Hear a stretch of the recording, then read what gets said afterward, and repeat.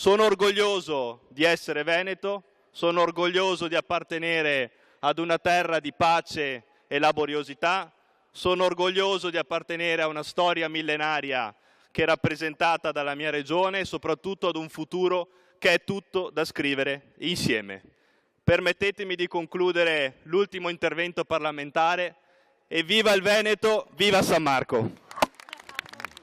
È un forte richiamo alle origini, quello di Alberto Stefani nel suo ultimo giorno da deputato della Repubblica, con le dimissioni scattate come da prassi dopo l'elezione a presidente della Regione del Veneto. Non certo un addio, anche perché le partite aperte sono tante, a partire dalla riforma dell'autonomia. Seppur non più da deputato, sarò ancora qui, in quest'Aula, in questo palazzo, a fare gli interessi del mio territorio, gli interessi del Veneto per il tramite dei nostri rappresentanti parlamentari. Parla di giovani emerito il 33enne Stefani, entrato a Montecitorio quando di anni ne aveva 25, e ancora l'importanza del confronto leale con gli avversari e il lavoro silenzioso, quello dice, fatto dietro le quinte. La sfida del sociale, la sfida della sanità, la sfida della longevità della vita, che è una sfida che dobbiamo affrontare con coraggio,